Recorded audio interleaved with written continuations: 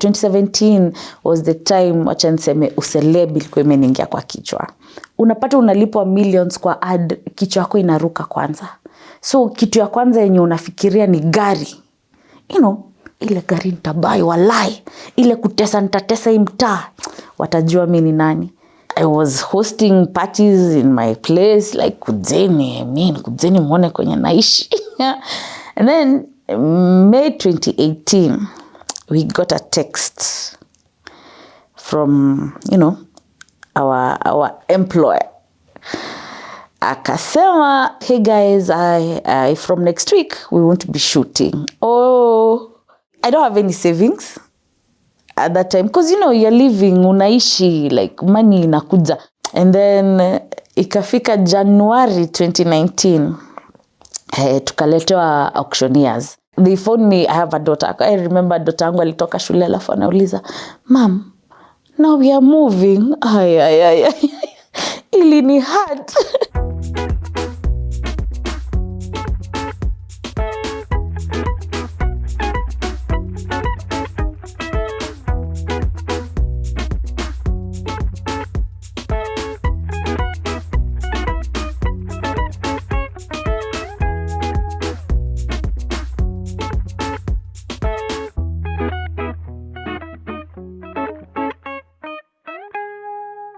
Hi, my name is Njambi-TRHK, also known as Njambi from the Real Househelps of Kawangware. I'm a mom of 2 adorable kids. I'm an actress. I'm a mental health activist. What else do I do? Najaribu. I try. Yeah, I'm also a YouTuber. Tunajiita content creators. I'm also a trying content creator. And let me start by saying this. Society can really pressure you in doing so many things. As a public figure, you find yourself, you cannot do certain things you will do when you're not a public figure. I try not to give myself pressure. I try not to live the way the society assumes we should live. People think we should be living like watu wa Hollywood, such a big life. Mimi ni mtu wa matatu. So you can find, maybe nangoja matatu nipande matatu, and then someone is like, kwani pia unapandanga matatu? I'm like, which other mode of transport should I be using? I like going to the market. People give you like very weird stares. It's ni kama haufai kwenda kwa market. Unafaa kununua groceries Carrefour. Ama ziletwe kako. Nataka niende soko. Ni feel nichague nyanya zenye nachagua. Or when I'm in Gikomba, maybe in Kawangware nachagua tungo twangu. So people stare. And sometimes it's very uncomfortable, but I really understand. I used to be told, itafika mahali, I'll stop doing those things. But in my mind, I'm like, it's been 10 years and I'm still doing it. So society gives you a pressure. That's why that's why society assumes a public figure akiwa na depression ni juu amesota. Oh, they live a life beyond their means. Oh, you guys give us pressure. Sasa mimi mkiniona nikiishi nyumba neza afford, mshaanza kusema alisota. They say live within your means. Ishi mali unaweza jikuna. Na nikiishi mali najikuna bado mnasema nasota. It's the society. So when it comes to me living in both worlds, I think I live in one world, yangu, my world. There was a time in 2016, end of 2016, I felt like, wacha mimi niishi kama star. Hai kiliniramba. let me just live the way I am right now. I was trying, when you're trying to impress people, you want to live in those very good neighborhoods. Watu wakwe wanaona. And then every day you're using Ubers. That was the time, neza sema, 2017 was the time, wacha niseme, uselebi ilikuwa imeningia kwa kichwa. Like, I don't want to panda matatus. I want to be in an Uber. I want to live in a posh estate. Hey, By then, I lived there for like 2 years. Until 2018 May. By the way, hata sijui pressure ilikuwa inatoka wapi. By the way, I don't know. I don't even know. I don't know if it's like you want to prove something. Probably I just wanted to prove something. I wanted to show people naeza kwani, So at that time, Ruaka was a posh place to live. It was. So I went, rented a house in Ruaka in 2016. Took my daughter to a very expensive school in Ruaka. Very good school, very expensive school in Ruaka. So the rent plus the Ruaka pay your time, it was ile place tunyanya uwezi pata tu 5 bob. Ni zile mnauziwa 3.25 na ni tudogo hivi. So I was like, I can live in such a house. I paid. I was paying and I was doing okay, by the way. I was doing very fine. My daughter was doing very fine. I was hosting parties in my place, like kujeni mwone kwenye naishi. And then May 2018, we got a text from, our employer. Akasema, hey guys, I from next week, we won't be shooting. Oh, so I don't have any savings at that time. Because, you're living, unaishi, like money inakuja. Unajua ubaya ya, I think, ubaya ya kupata pesa every mwisho wa mwezi, aish. Nitasota 15th, 25th, I have money. 30th, I have money. So ni pesa ya, end month niko na pesa. End month niko na pesa. So you're using money knowing, end month niko na do. So I didn't have any savings. Hey. Meona text, kwanza unakaga hivi chini unajiuliza, nitafanya nini? But I survived that whole 2018 yote, I survived. Hey God, mi nasemanga mi am God's favorite. I survived. And then ikafika January 2019, tukaletewa auctioneers. At that time I didn't know actually unaweza peleka agents ama landlord to rent tribunal. I didn't know. So nilikuwa nimeshindwa kulipa rent 1 month. So nikaitiwa auctioneers. Wakakuja wakabeba vitu. Actually, the auctioneers were so nice. Me, again, I'll say, me I'm God's favorite. So the auctioneers came and then they're like, they phoned me, I have a daughter. I remember daughter yangu alitoka shule alafu anauliza, Mom, now we are moving. Ili ni hurt.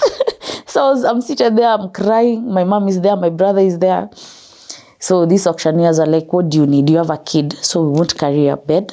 We won't carry gas. And we won't carry the TV. And I see you have a brother, so we won't carry your brother's laptop. And utensils. Akinililia, I was like, hata your bed niliacha huko. I think the caretaker sold that bed. I was very touched. So I cried. And then me and my daughter moved to a single room. Something I don't think anybody has ever known about that. We went, rented a single room. And then when my daughter went to her shows, anauliza tunaishi wapi? And then she said, ati, kwenye tumehamia hakuna choo kwa nyumba. Like that was the most important thing to her. Where is my tissue? Hey, let me tell you. So we stayed kwa hiyo single room for like, hata si miezi mingi, like 3-4 months. But ilikuwa inani haunt. I think my brother is the only, my mom and my brother tu ndio walikuwa wanajua. None of my friends even knew I went to a single room. None. Even my castmates hawakuwa wanajua. But here we are. We hapana. But me usema, in everything may feel like me ni wale watu may believe everything happens for a reason. And I talk to God a lot. Me usema, I don't know how to pray. I don't know how to kneel down and pray. Me ni wale watu hata nikiwa hapa, I'll still talk to God. So I remember when I was living in Rwaka, I was telling God, if this is not the place you want me to stay, nitoe tu. I used to tell God nitoe tu. And then my mom was like, I pay the rent. I was like, no, don't. I asked God for this, and this is what he's giving me. In Rwaka, I was not living a righteous life, let me say that. I was partying a lot. And I was feeling like your place in a drain. When you live somewhere in a drain, you're not moving, you're not, So I needed a change of scenery. And I was telling God, nakunywa sana Mungu. Nitoe hapa. And then, let me tell you something about God. He does something for you. Ndio unanitisha, wacha nikupatie reason mbona usirudi hapo. Hadi wa leo, I cannot go back to Rwaka. I can't. In high school, I used to be a joker sana. Niseme joker. Si ni wale hatukuwa tunasoma but tunapita. So I used to tell my friends, nisomeni tu. We kuwa tu buko. Mimi nitakuwa star.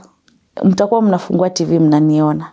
I used to tell that to my classmates. I used to tell them, mimi nitakuwa star. I'll be famous.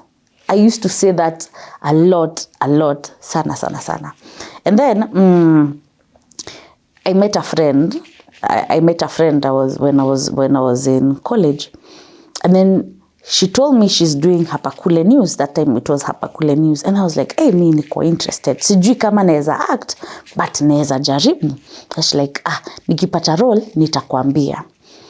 So nilikuwa naishi hostels Zikongara. Then I think their second or fourth episode walikuja kushutia nje ya hostel zetu. And then I saw Abel and I was like, Kai, mini fan. I was so assumed like nilishinda hapo nje nikiwaona wakiact. And I was like, God, this is what I want. This is actually what I want.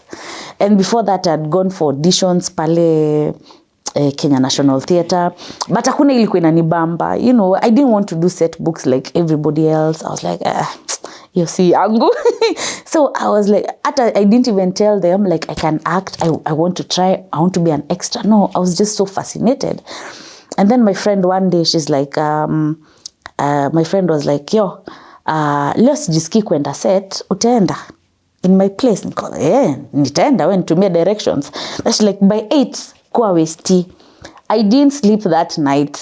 I was like, nikilala kidogo naweza kosa kuamka, wacha nikae awake. So I was like, so eager.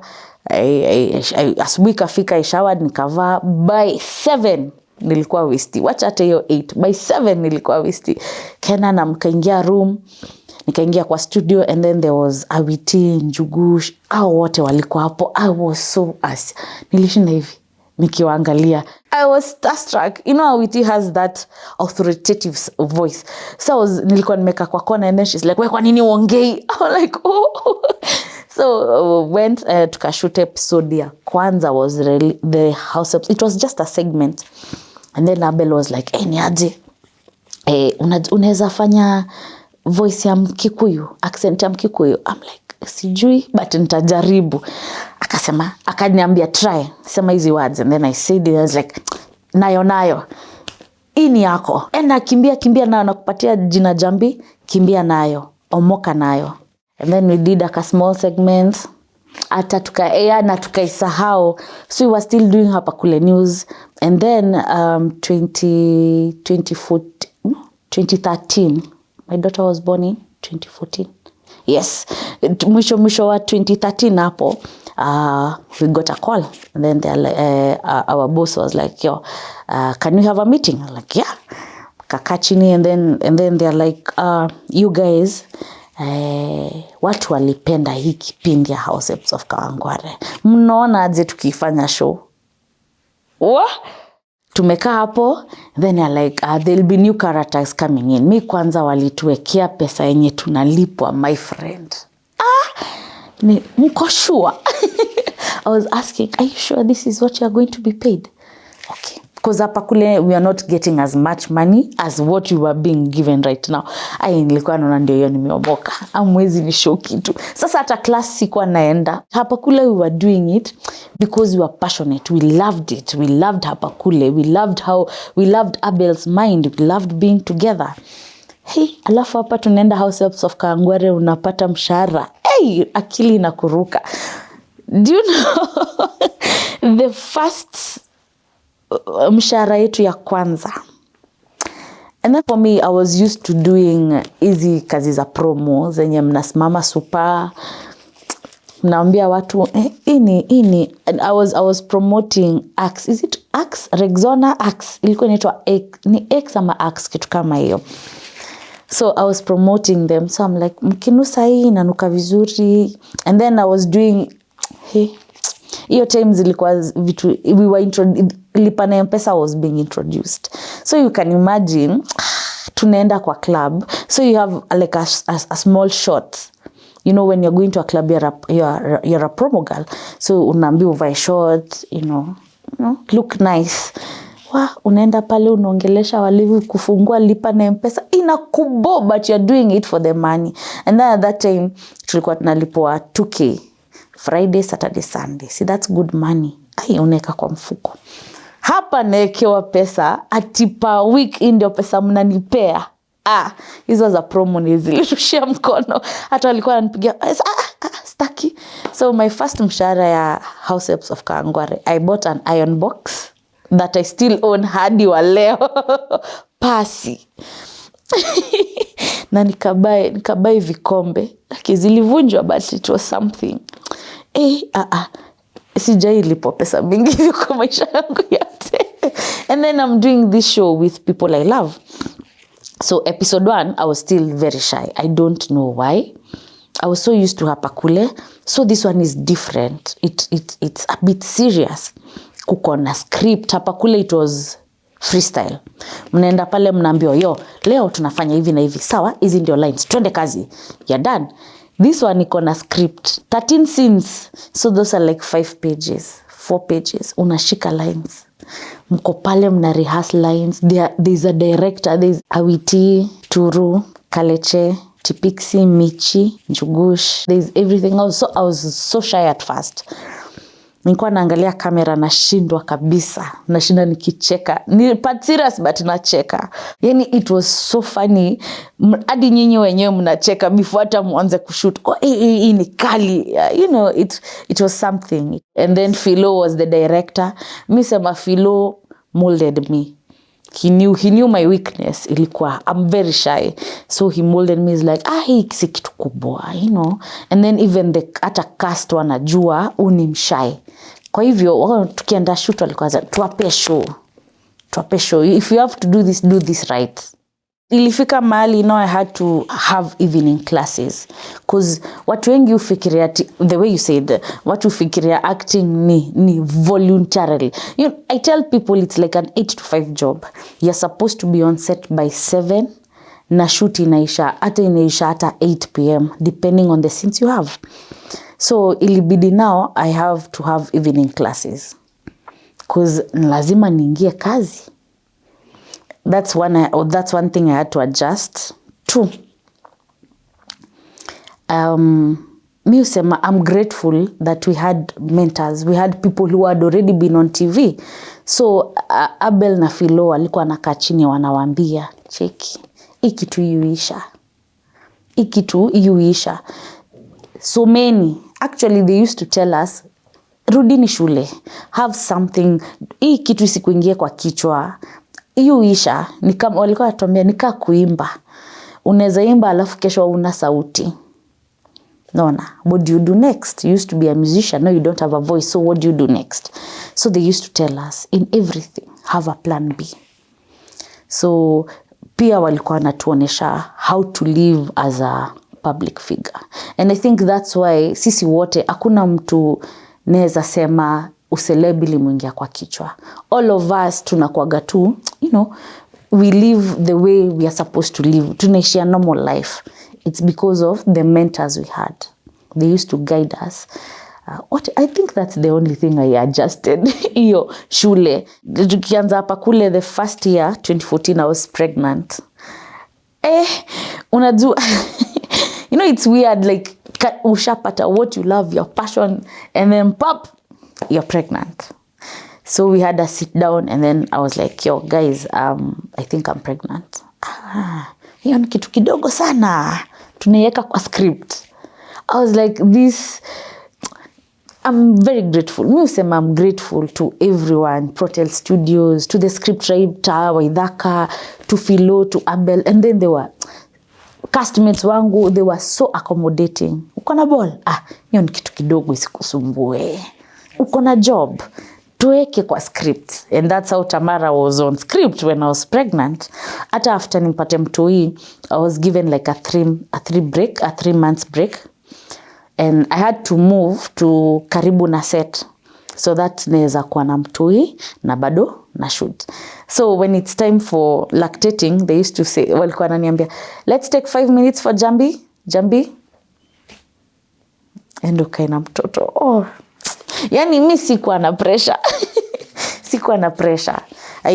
Nikalea mtoto wangu vizuri. Akafika time ya there was a time I remember my house girl aliacha mtoi wangu kwa hao peke yake. Ni ile after lunch time naambiwa endo angalia mtoi. And then at that time, you know, you're young, I was 23. And then uko na watu machua kwa set. So endo angalia mtoi kwa saa. Nikapata mtoto wangu ako peke yake kwa hao. Nilirudi set na lia. That was like, it's a wrap, guys. It's a wrap. Enda kwanza, enda utulie, go sort yourself out. Then kesho tutaendelea na scenes zako. Unaleta, tulikuwa naleta mtoi anakuja na cassette, unapata ameshikwa na witi, ameshikwa na turu, ameshikwa na nani. Yani they are all, yani mi usema si tulikuwa family, wako included kwa life yako. Endo shoot, tutakushikia mtoto. Maziwe iko hapo, diaper iko hapo, endo shoot. One thing I regret was not knowing the power of social media at that time. You know, you have a platform, but nobody actually, hakuna mtu set alikuwa anajua I can actually monetize my name. We didn't know like social media will pay you to actually advertise something. We knew later on, time ya COVID ndio tunajua, kumbe. We didn't know. So that's something we actually, all of us, we regret, not knowing that actually can monetize. But hata tukua na shida, cause kipindi nalipa.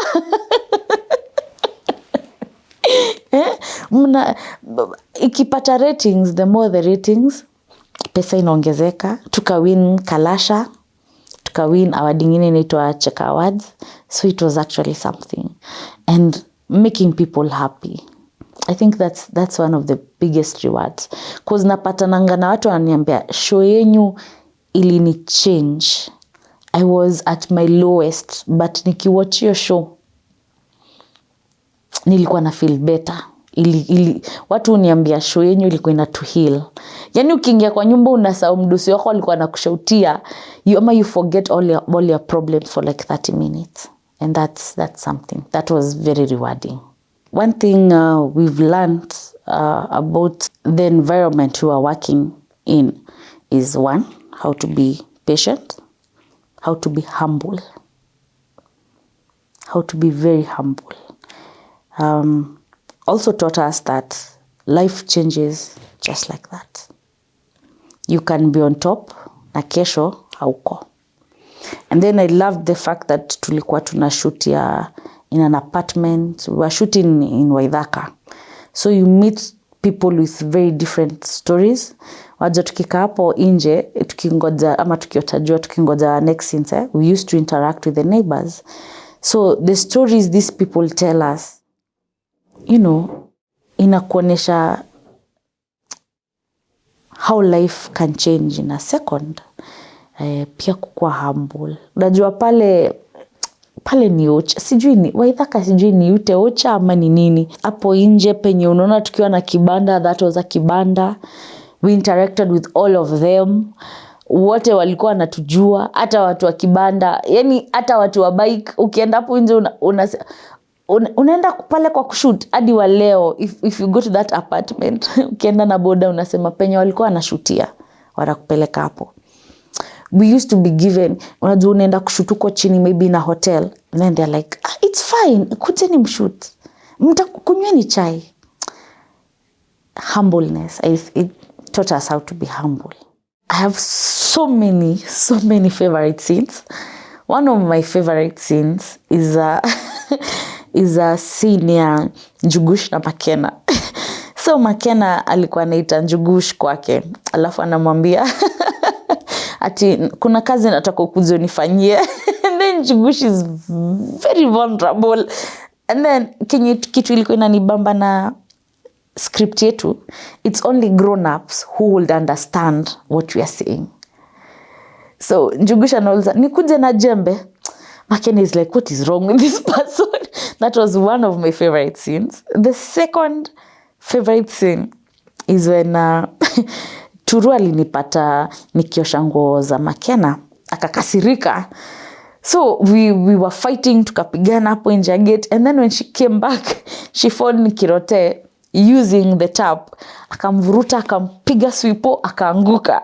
That was that scene I played over and over and over again. Another one, I don't know what Awiti and Michi walikuwa na vurugana nini, walikuwa mezoea kuvurugana Awiti na Michi.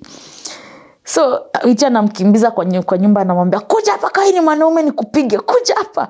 Alafu she speaks in Luo. And then she says, usinizoe nitakupiga. That, and every time Michi used to say, kwani mimi nyanyako. Yani I have so many, but hizo tatu my favorite. The one thing that fame has affected us sana, it's that people think you have money. Everybody thinks just because you're on TV, you have a whole lot of money. So when they see you living a certain lifestyle, wanashanga, ni mbana huyu. Pesa yenye tunapata maybe hata ni the same na yenye mtu ofisi mahali anapata. And one thing I would like to tell people, do I call them content creators or do I call them aspiring or upcoming famous people? That's the word. Learn how to capitalize your talent. Learn how to,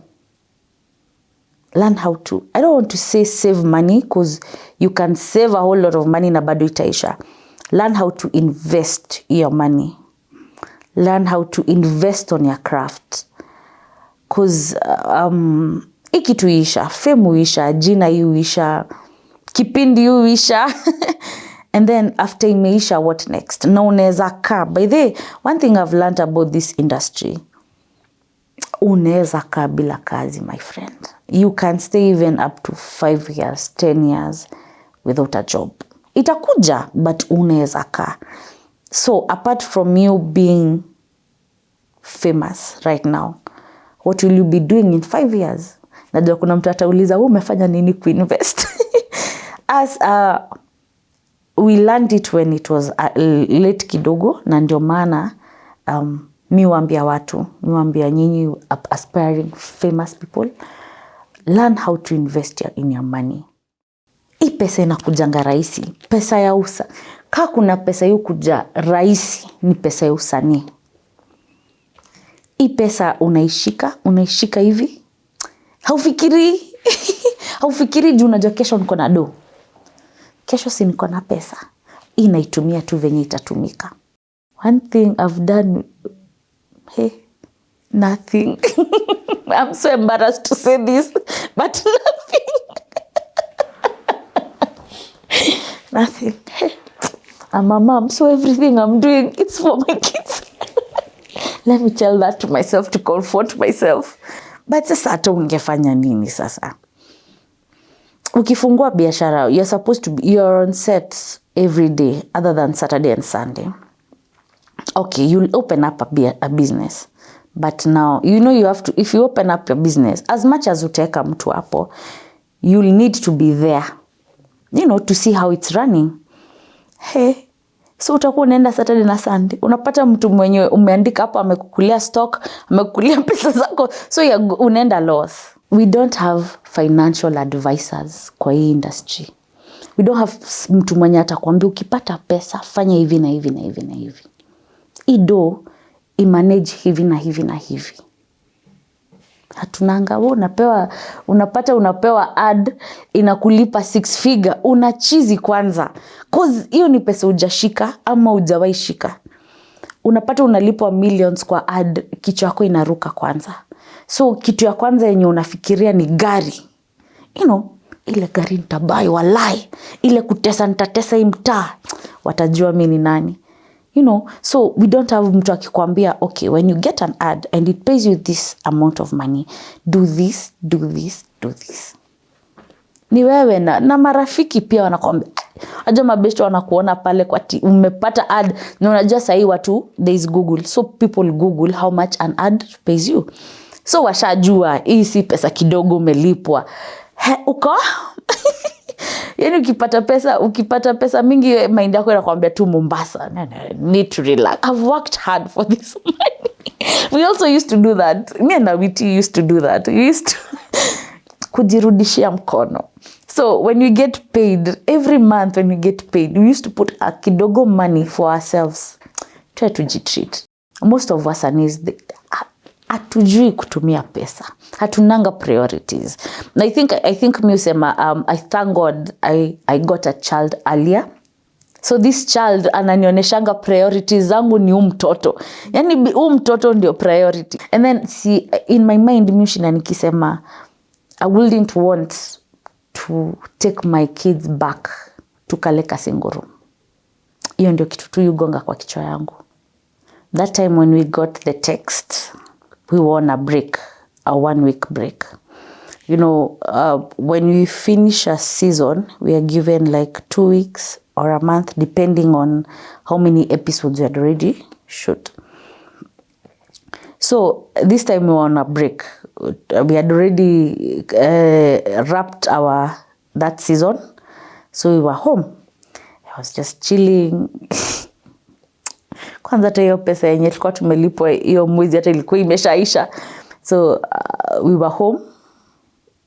I don't even remember what I was doing. I remember I was in bed or something, but I was in the house. And then akoka message kakaingia. Hey guys, I hope you're good. So inakujanga na we won't be shooting until further notice. Further notice. So unakaanga chini kwanza, unajiuliza what utadu? Where do you start from? We had a contract, but I don't know. I don't even know how to explain it. I don't even know. We have episodes. So you're like, ama wanangoja hizi episodes ziishe turudi set. That's what you keep telling yourself. You don't even ask ni nini mbaya. You're like, it's cool. Until further notice. When someone says until further notice, aujui, maybe wako busy na set ingine. So it does not actually click your mind. Mwezi ya kwanza, mwezi wa pili, mwezi wa 3, wa 4 tena. But when we had episodes, prior episodes, so zilikuwa zina run. So zikirun najua next week ngona do. So hizo do zenye zilikuwa zinaingia, that's the money I was saving. I'm like, now I pay rent, I do this, hizi zingine nieke for a rainy day. That's how I survived the whole of 2018. With that money that was coming in from other episodes. Na mimi sijui, I don't know. That time, Mungu alini bless with someone. So mentally, I was breaking, but at least I had niko na mtu naongelesha, Unajua watu usema your depression can come because umesota ama because yangu ilikuja na realization like what just happened? Najua ile what just happened. So now what do I do? Mimi nilifanya law, so hiyo story hata nikaenda hata nikafanya kazi kwa law firm, so that ilikuwa imeshanitoka. So nikukaa chini ukijiuliza, going back to the drawing board, you're like, now do I go back to law? Do I go back to an 8 to 5 job? Do I go back to an office? Unaona hiyo haiwezi. What do I do?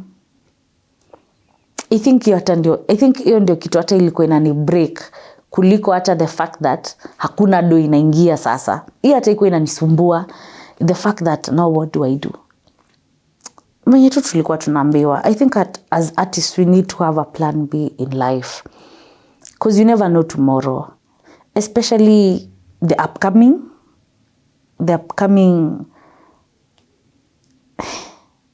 artists. Think about tomorrow. Okay, hii kiisha, hii kipindi kiisha, ama hii season kiisha, hii moment niko saa hii kiisha, nitadu. Sisi hatukuwa na hiyo, sijui ni hatukuwa tuna reason, ama hatukuwa tunaona hii kipindi. You know, when people love something so much, you think it will never end. Inaisha na ratings ziko huko juu. Most watch inaisha aje, haitawahi isha. And then it stopped. The first time it stopped, 20. Unakaa tu, haujui. Unazima simu, au hutaki kuongea na mtu. I know this will sound very stupid, by the way, it will. But it figured a moment I was very suicidal. I know it will sound like itaka ujinga sana to someone else. But for me, I was very suicidal at that time. I think that's when I started being suicidal. Because you're like, man, ni nini? Na niko na papers za law. I can literally go back to a law firm and get a job. But that's not what I wanted. You know, it's that disappointment that comes afterwards. Like, God, nilikuwa nimesha kuombea hii, sambona, why are you taking it away? You know, I feel like 2018 was one year that changed me. It made me mature. It made me very aware of things, like, you know, inaweza isha. Anything can happen at any moment, you know. So 2018 was my year of realization. Me, the way I bounced back, I don't know. I don't know me. Mi sijui yani. Una apply roles au pati role. Ama ukipata role, unapata role mpaka unajiuliza, mtu ananidharau ama nini? Juu ile pesa unapewa na yenye ulikuwa umezoea kupewa, unaona staki. Yani hadi sasa uko na maringo. You know, inafika mahali we ni jina, we ni star. Kwa hivyo role yenye mnanipea lazima ikuwe main role. Si mimi ni main role place ingine. Mbona unanipea role ya, you know, extra. So unaingiwa na kiburi, na hapo ndio makosa wasanii hufanya. Hiyo kitu inaitwa kiburi. Ati huwezi fanya role kwa sababu you feel you're a star. Mimi nakumbuka kuna time, sijui ni kipindi gani, hiyo time tu, when I was young, dumb and stupid, nilitoa role ya extra and I refused it. I was like, I'm not doing an extra. What do you mean? Mimi extra. Kiburi, my friend. So mwambia wasanii, hata upewe role inatoshana aje. Wewe fanya role. Wewe ni mstar. You're an actress. Then pen, piga role. So 2018 was my year of realization. And I thank God that year happened. Juu kama inge happen maybe later on. I thank God it happened when I was young, dumb and stupid. Eventually tulirudi kazi actually. We went back to work. But tulikuwa unarudingi kazi ukiwa 50-50. Itakaa, haitakaa. Sasa ushajipanga na maisha yako. So hata kipindi iishe, iendelee, uko tu sawa. Yani it's fine. Umeshazoea. I feel like hiyo 2018 ndio sisi wote tuliamka kwa hiyo show. That's when we all woke up ile focus. But that was not even I think hapo ndio unaamkanga, ndio sasa unajiambianga kumbe nakuanga na mental health issues. Kwa sasa kitu yote kikutrigger, it takes you back to that moment. Anything small triggering you, it takes you. That's what depression does. That's how depression works. You think you've healed, but kitu kidogo hivi kikutrigger, you go back to where you've umetoka. You go back to your dark hole. You don't even know why. In 2018, we were blessed. I got pregnant in 2018. And then your time to May, nikipata ka message, ndio the same time I had a miscarriage.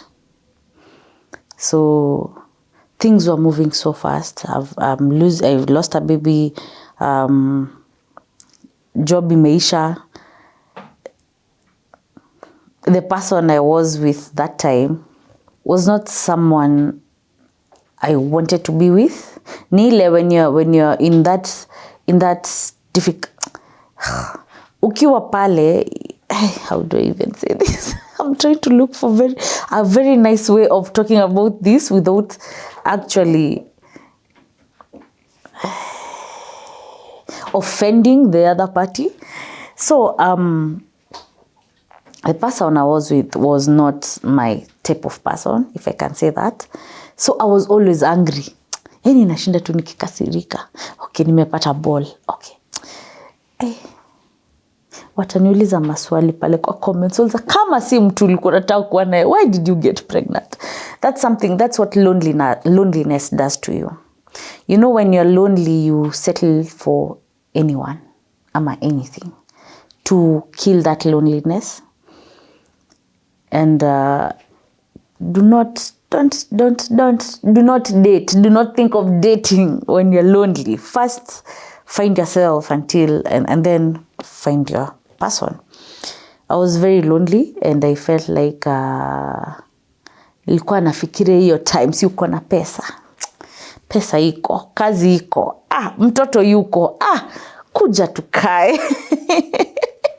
Nimechoka kulala peke yangu, nimechoka kukaa peke yangu, kuja tukae. Then we got pregnant and then we lost a baby. Poteza kazi. Sasa hiyo ndio time unakaaga anakuudhi. Sasa hiyo ndio unaonanga. So we were getting in so many fights. Tulikuwa tunakosana sana. Ikafika mahali pia yakaniacha. So I felt like I was being rejected. I was being rejected by God. I was being rejected career-wise. I was being yani hata huyu anani reject. Na reject you left, right and center. You can't talk to anyone because now who do I talk to? Who do I tell I'm going through things? Nilikuwa naona pia kila mtu ana go through. Sitapigia witi, pia yeye ana go through vitu zake. Sitapigia michi, pia yeye ana go through vitu zake. I can't call my mom. How? I already got pregnant when I was 23. Now I was already a disappointment. And now I call her telling her I have depression. No. So I was dying inside. Nalia tu peke yangu. Nakaa bedroom najifungia. I couldn't even talk to my brother. My brother was young. At that time my brother ndio alikuwa amemaliza form 4. So who do I talk to? My friends, wengine, they wouldn't understand. I mean, they are living their life. At that time I think kwa friend group yangu, tulikuwa tu wawili wenye tuko na watoi. The rest didn't have kids. The rest, their careers were going so well. Their relationships were good. So how do I tell someone like, hey, me I'm going through this and this and this? So unanyamazia tu, unaifungia. Nilikuwa nakaa bedroom, najifungia bedroom. Silly. I remember there was a time I felt like enough is enough. Nikienda pa kwa balcony, nilikuwa naishi 5th floor. So nikienda kwa balcony nilikuwa nataka kujirusha. Nikienda kuruka hivi ndoto yangu akakuja, "Mom." That's when I woke up. I was like, nafanya. But to go back to being me, being okay, it took time. Bado, yani unajifanya uko sawa, but uko sawa. Tukakaa. Nika struggle, nikangana na maisha yangu peke yangu. I thought I dealt with that moment. I thought like I'm okay. 2019 nikakuja, tukahama, tukaenda single room. Bado na rejectiwa. I remember hapo Rwaka before fike kwetu kulikuwa na single room zilikuwa hapo. So kila time nikipita hapo mi feel ni kama ni God alikuwa ananifundisha adabu, because every time nikipita hizo single room nilikuwa nasema God usiwahi niweka place kama hii. So mi nilikuwa na feel it's either it was a punishment for me saying those words, ama I was being humbled by force. You know, juu nilikuwa napita hizo single room nasema God usiwahi niweka place kama hii. But God ni nani? Kaa chini nikuoneshe. Learn how to be humble. So nikikaa bado kwa hiyo single room, I was still like I felt like I'm letting down my daughter. Like, this is not what I brought you to this world to go through. You know, I need to be doing better for you. I was not okay. I was not okay. And when you're not okay, you find yourself again being with someone you're not supposed to be with. So that person, tukaongea, and then tukarudiana, and that's how I got pregnant with my son, Sai. We didn't even talk about the issues. We didn't even talk about, you know, this and thing. Ni venye unataka tu kutoka hapo penye uko, you know, hapa hapana. And then my neighbors hapo kwa single room, if their friends I made, genuine friends I made, ni hao wenye kwa tunaishi nao kwa single room. Hawakuwa hata wanajali mimi ni Njambi. Kwanza hiyo time nakumbuka nilikuwa naendanga wapi. Hata sikumbuki nilikuwa naendanga Househelps wapi, but nakumbuka tu nilikuwa naendanga. Sikumbuki hata ni wapi. So alikuwa ananiambia, umetoka? Tuachie mtoto, tuachie Tamara. Wanaachwa na mtu, napata Tamara ameoga, amekula, she's fine. Hata nakumbuka hata sikuwa hata na TV. Sasa Tamara alikuwa anaenda kuwatch TV kwa maneiba. There is no day they ever told anyone Njambi anaishi pale. They used to protect us kama kitu ingine. So kama kuna genuine friends I made ni hapo kwa single room. Yaani nakumbuka kuna time tu kwa Ghana food. Lunch time hao ndio wanatupea food. Mama. Hapana. So then tukarudiana, that person, I got pregnant. We didn't even talk about the issues that made us break up at that time.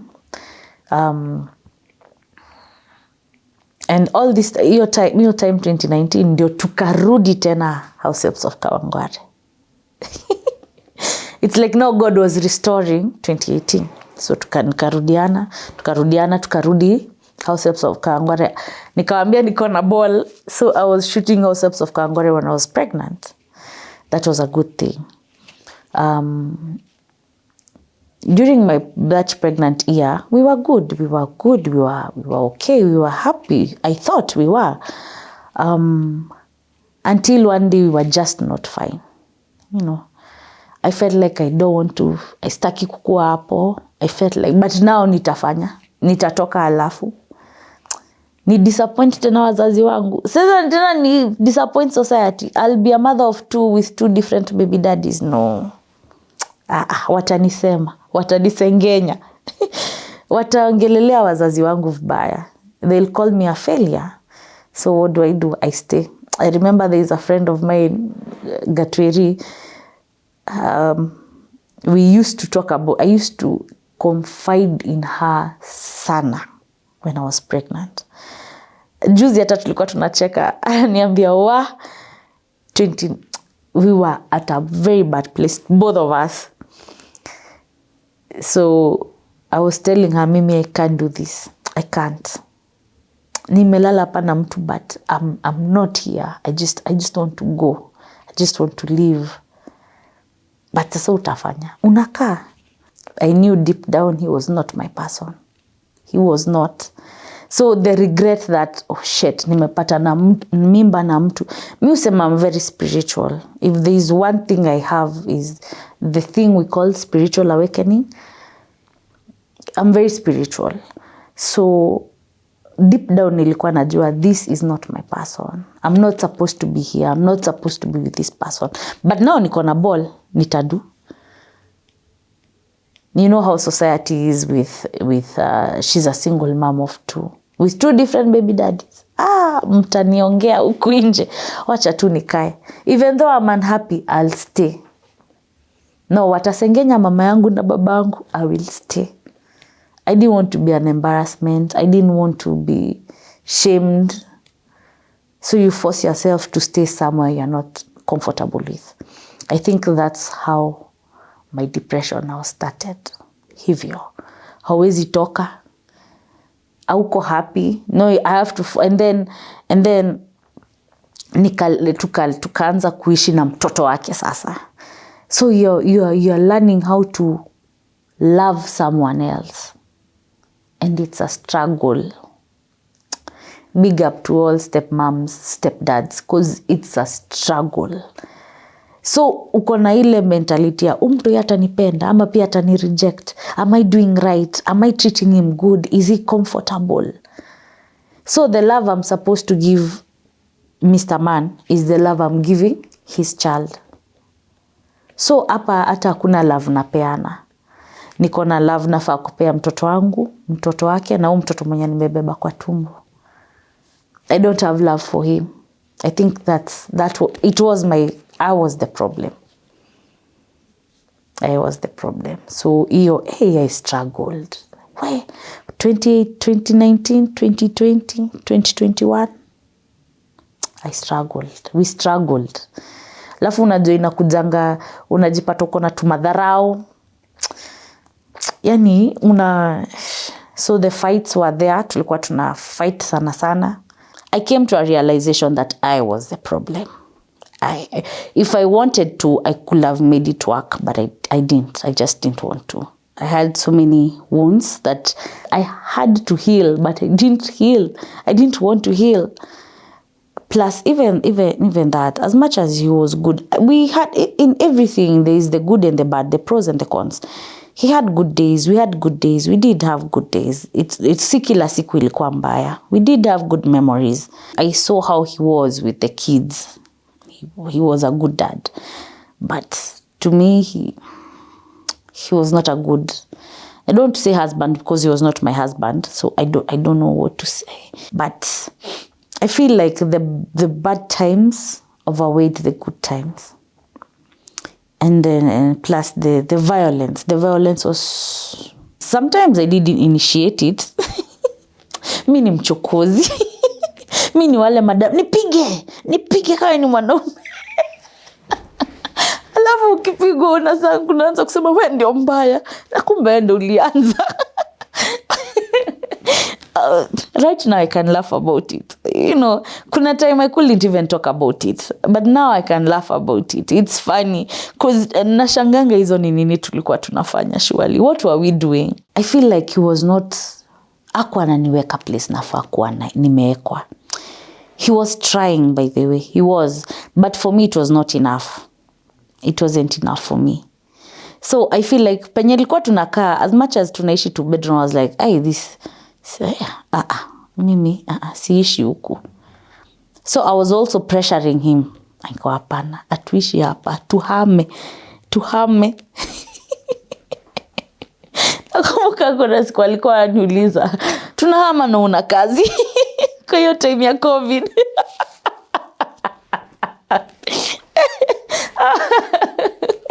It was so funny. It was so funny. And then I used to feel like, you know, when you know someone is not your person, things for you don't go well. It was not his fault, by the way. But I don't know what the universe does, but things just don't go well. Yani, unaweza pata mtu and everything you touch, ni kama he's like he or she is like your good luck charm. I don't know if you've ever had such a person. Yani yeye ni kama good luck yako. Ukishika hii, ukimwambia inapita, inaweza. All this time, nikiwa huko, again, I used to tell God, nitoe hapa. I remember hata nikikaa kwa choo nalilia Mungu, namwambia kimungu tu, just one thing, just nitoe hapa. I don't want to be here. I don't want nitoe kwa hii nyumba. But usinitoe violently.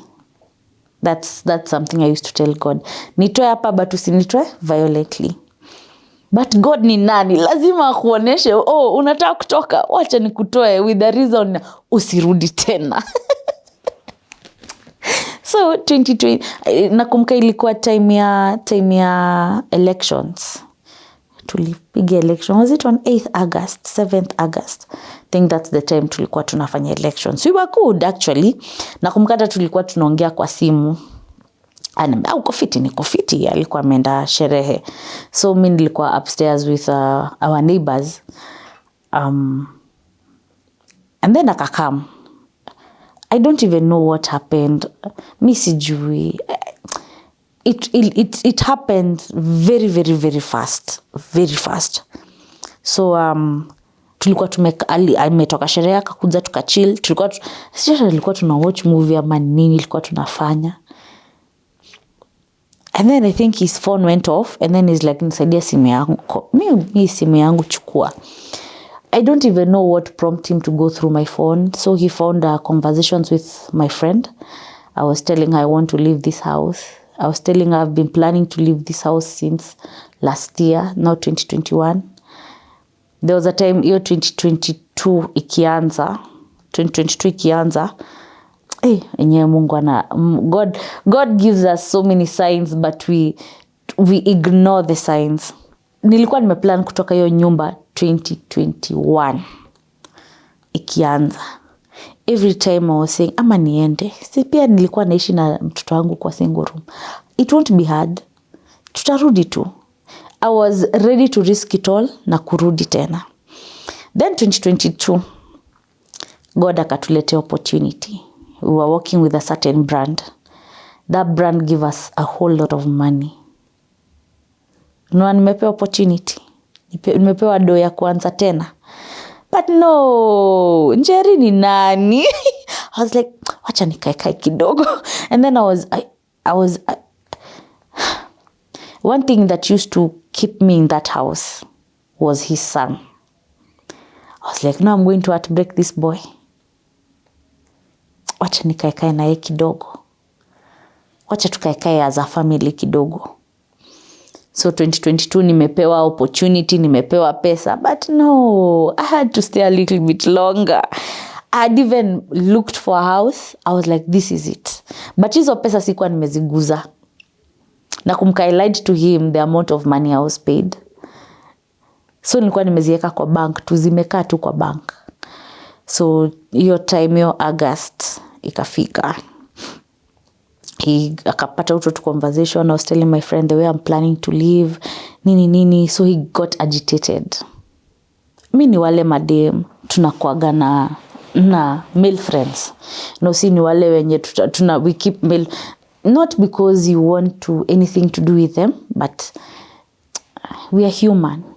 I'm sure even you viewers, most of you are female. You are a male and you have female friends. You're a female and you have male friends. Now I have two. So you are even having a conversation kambia, mimi huku naenda. So he got agitated and then he became physical. And something had told me that day, eka key kwa mfuko, usifunge mlango. So I had not closed the door. So when I got the opportunity to leave, nilienda nimeenda kwa madhi. I took a boda that nobody, hata sidhani ni ya huko, hata sijui tulipa. God, sijui tulipatana aje na mtu wa boda. I don't even know why I was worried, because he didn't know where I was staying. Ndio maana nasemanga, I can't call him my husband, because there's nothing that said he's my husband. He didn't know kwenye mimi nimetoka ama anything, Kaenda kwa madhi, then yeah, I moved. Hiyo siku tu, I think hiyo wiki tu.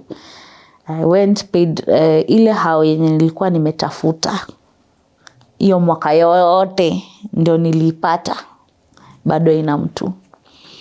So I went, talked to the landi. Nikapata kwanza landi ni madam, and she was a single mom pia. Told her my story. She was like, sai, unaingia siku gani? The house is being washed. You just come.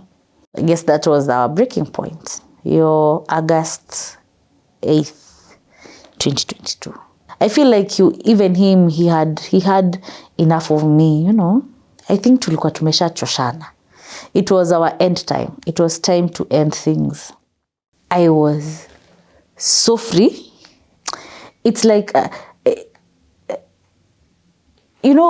that moment when you have a whole lot of burden, ama umebeba kitu mzito alafu uiekele chini hivyo. That's how I felt. Finally. For me, I all that time I felt like I was carrying a whole lot of baggage, and I put it down and I felt relieved. And I've never been relieved like that from 2018. No, jata hiyo time 2022 hata tukiama bado hata nikitoka huko hata sikuwa na kazi. Hata sikuwa najua nafanya nini. Nakumbuka nikipigia witi nikimwambia, "Why nimetoka finally." Then we had a heart to heart, and then I was telling her, "Me, I don't know what to do." And she told me, "When you're a mom, God never lets you down." That's what she said. And God has not let me down since that time. Nafanya niko emotional. God has not let me down since that time. Na ndio maana mimi nashinda nikisema, mimi am a testimony of what God's favorite looks like. Other than having like mental meltdowns, like mental breakdowns, I'm good. I'm good financially. I'm good mentally, physically, spiritually. I'm okay. Like I've not felt like this in a very long time. I had the skin in a glow. I feel like even my daughter was so skinny at that time. I think my daughter was feeling the energy was off. Because after we moved, after like 2 months, kasichana kangu kameongeza weight. She gained a whole lot of weight. I think she felt like the energy is not, kids feel, they feel there's just something off. Looking back to what triggered my mental health, it's feeling like I'm not enough. It's like I'm not good enough. I'm not enough. That's just it. I'm not enough. What makes me think that is the cause? The other day, I was telling my people that when I was growing up, mimi nilikuwa kanono. So I was telling them, when I was in I went to Hospital Hill Primary School from PP1 all through to class 6 hapo. So I was telling my brother and my friends, I was telling them, nyinyi mko na like memories mkiwa shule. Mimi sina, hata sikuwa na marafiki. They didn't like me. I was fat. I think that's when it started, feeling like nobody wants you. You're not good enough. So even hata ukijiangalia kwa kioo, you're like, you're not even good enough. Because hiyo nilikuwa na hata sikuwa naongeleshwa. Kwanza nakumbukanga hata unaona venye unaambiwa ukae na huyu, maboya yako anataka kukaa na mimi. Si ati nilikuwa mnono, but I was kanono. I was a kanono. Akumkanga kiwa alikuwa. Nakumbuka venye brother wangu alikuwa ananichekelea. So unajua hospital kwa tunavaa, it's like a skirt, So skirt huku mbele iko chini, huku nyuma iko juu.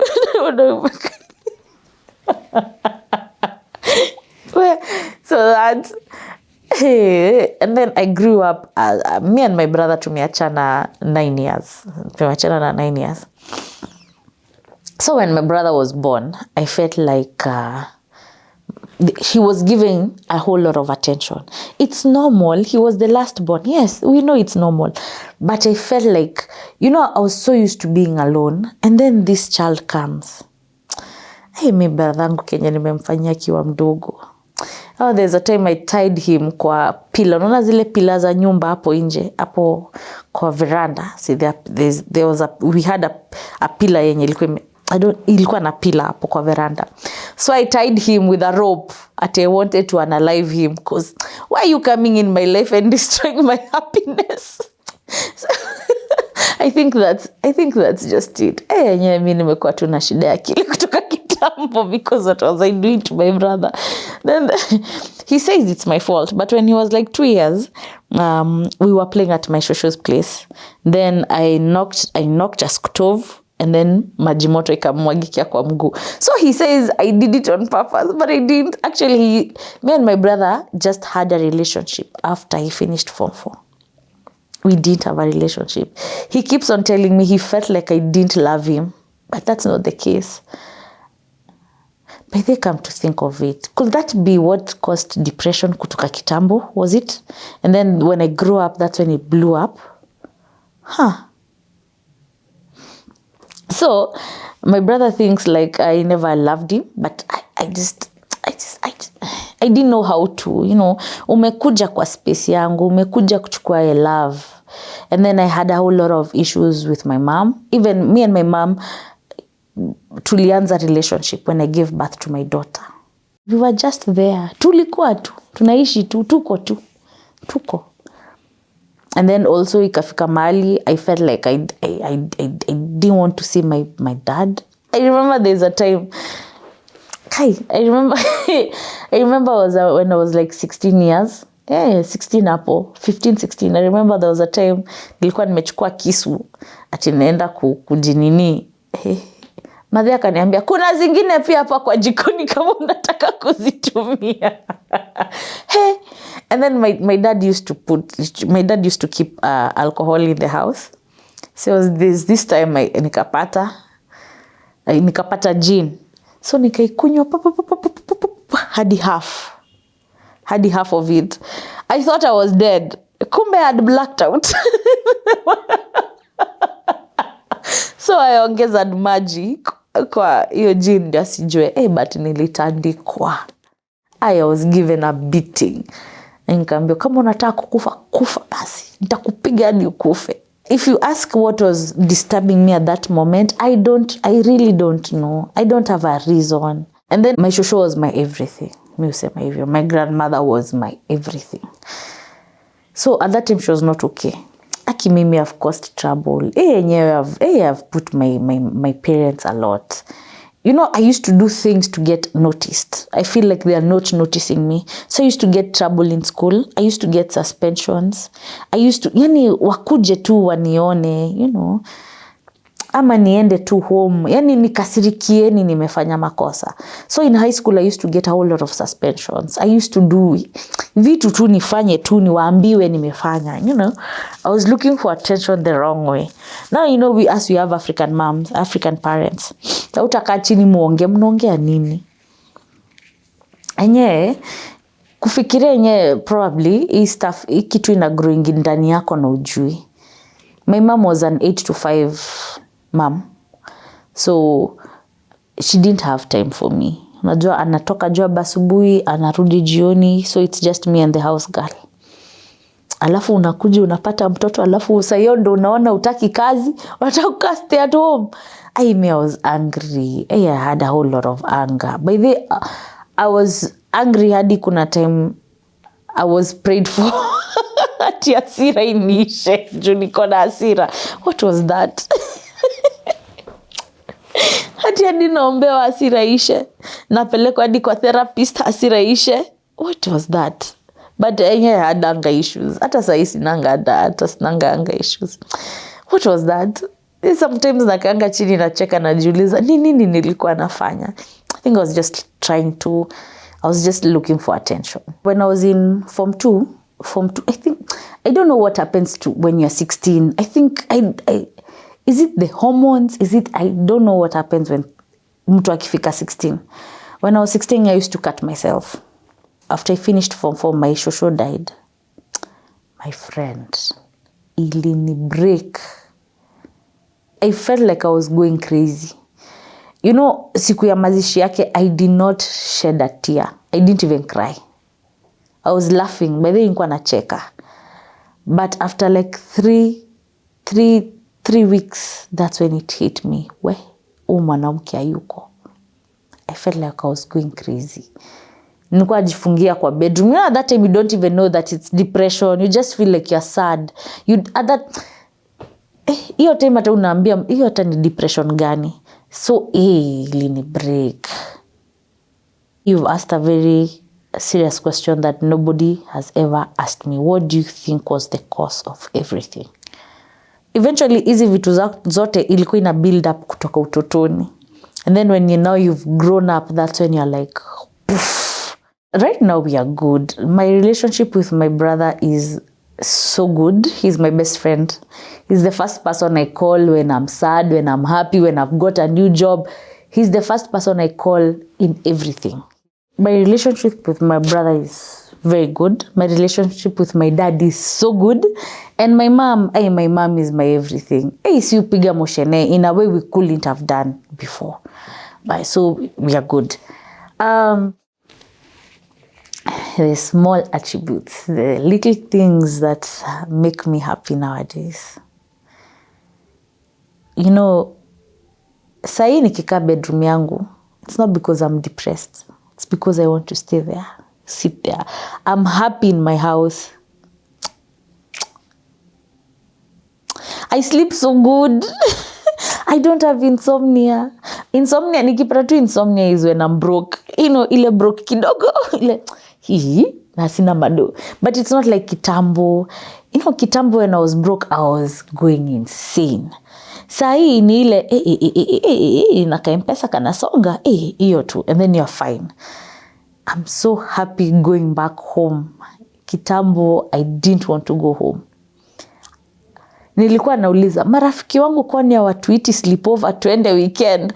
Right now, I do not want to leave my house. Juzi we were, my cousin was like, yo, squeezy hata utaki kutuona. I'm like, I want to stay home. Yani, that small thing, being at home, being with my kids. I was so angry. Sikuwa nawataka karibu. Sikuwa hata kuwaona. Nilikuwa nawachapa ile. Unawachapa juu uko na hasira. Sahi hata nashindwa kuwachapa. I'm not that angry anymore. So when wakifanya makosa nawaambia, niondokeni hapa before niwapige. You know, kumbe this is what happiness looks like. Mungesema kitambo. How I celebrate my small wins. Juzi I bought a microwave. I've grown up with a microwave. I have. This will sound so silly. I've grown up with a microwave. Even with the person I was living with, even with my ex, we did have a microwave, yes. But now I bought my own microwave. Sijui kama watu wanaelewa venye hiyo ni step kubwa. Hadi my daughter was like, sasa unafurahia microwave. She doesn't understand why I'm happy. I bought an air fryer. My friend. My daughter thinks like it's something very silly. But for me, hiyo siku hata air fryer, karibu nilale hapo sitting room, hapo kitchen nayo, kani nimeshika hivi. It's the excitement. I'm so grateful of the small wins. The fact that I'm waking up in the morning. The fact that I'm seeing my kids coming back. For me, that's even a small win. Iyo job kidogo napata. Iyo job napata. I'm in a place in my life where I'm not worrying about tomorrow. I'm like, nimekuachia God. I'm not worried about tomorrow. I've learned another small win, actually, neza sema ni, I've loved myself. I love myself. Mi najipenda. I love myself. I've healed mentally. I get triggers, by the way. I have traumas. You know, you can heal forever, but trauma, hiyo trauma inabakingi kwa mind yako. Kitu kidogo inakutrigger unakosh. I've learned how to deal with depression. Anytime I'm feeling like I'm going back to my dark place, I take a walk. Ama I shut down for like 2 days. I shut down and I'm like, I'm not going to let this get into my head. I'm happy. I know I'm happy. I know I'm happy. I'm happy. I'm laughing more. I'm smiling more. There's another day I said on Instagram, I also restored my relationship with my daughter. I feel like I owe her more, because I was going through a lot when she was growing up. I let my issues affect her while she was a kid. That's something I really feel bad for her, by the way. I should have been there. I should have given her my all. It was not her fault. So right now, I'm restoring it. And I love her because she understands. I love her because we can sit down and actually talk. Like, yo, hii time nilikuwa na go through ina. So nilikunyima hii na hii. But right now I'm there. I'm here for you. I'm okay for you. My son son yangu amenipata nikiwa sawa. But her, 2018, 2019, 2020, 2021, 4 years. I was not there for my daughter for like 4 years. That's something. I don't know. You know, as I'm sitting here,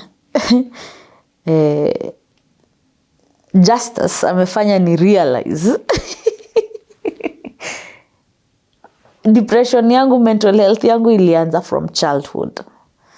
And I feel like as parents, that's where we fail sana. Huku nje tunafikiria mtu depression imeanza juu hana kazi, juu ameachwa, kumbe ni kitu ilianza kutoka kitambo. And that's why we find there are a lot of suicides. Watoto wanaji-analyze sana. Because we fail as parents, to sit down and actually talk. And us as grown-ups, tunafikiria niko depressed juu ya, kumbe ni kitu umekuwaga nao kutoka kitambo, and you've never even sat down and, thought to yourself, this and this and this and this. As an adult to another adult to adult who is watching, let us heal our childhood traumas. Let us heal our childhood angers. Hasira mingi tukiwa watoi. And as parents, please, let's take care of our kids. Venye nimetoa kusema hapa, I kept Tamara aside for like 4 years because I was dealing with a lot. And probably that could have, ama maybe it had already started affecting her. So kenye mimi nilikuwa na go through pia ange go through. As much as we say as parents we want to protect our children, maybe physically, harmfully, we forget about mental. Tunasawingi about mental health. So what's next for me is still working on myself. I'm still learning how to control my ADHD. Still learning to control my anxiety. I've learned that rejection is not the end of everything. I've also learned that there's a reason as to why you're being rejected. There's a reason. Yani iyo si place yenye unafaa kukua. That's why you've been rejected. I love the fact that I've restored my relationship with God. There was a time yenye sikuwa kutaka kusikia jina God mimi. Yani, he was not even helping me in any way. But right now, I'm grateful that I've restored my relationship with him. My spirituality is on another level. I can't even explain it. I love the fact that I've restored relationships with my parents, my brother, my daughter. And that's a big win for me. That's a huge win for me. Career-wise, still working on my craft, perfecting my craft. Working on my brand. Bado sijajua hata brand yangu inataka kukua nini, but I think I sat down and I was like, since I'm an actress, that's my brand. My brand is being an actress. So in everything I do, I have to act. Be it a collaboration I'm doing, be it an ad I'm doing, I'll act it out. I'm working on my brand ile line ya, I'm not an actress. I mean, I'm not a comedian, but an actress. And so there is so much more coming. Open for any collaboration. Yes, I would love that. I would really love that. Working on being a better YouTuber. I'm trying, guys. I'm really trying. It's a hustle. It's a hustle, like being consistent on social media. It is very hard. But it's something I'm still learning how to do it. I'm working on being a good mom, Mimi. I think iyo for me is it's number one on the list, being a good mom. And I'm open to learning more and more and more. You can reach out to me through all social medias, TikTok, Instagram, Facebook, email, YouTube. My social media handles are at Njambi-TRHK. Kila mahali, Njambi-TRHK. Email yangu ni banisnjeri@gmail.com. Mpesa number ni 07 nini, but niko na PayPal. Yeah, I think that's it. That's it.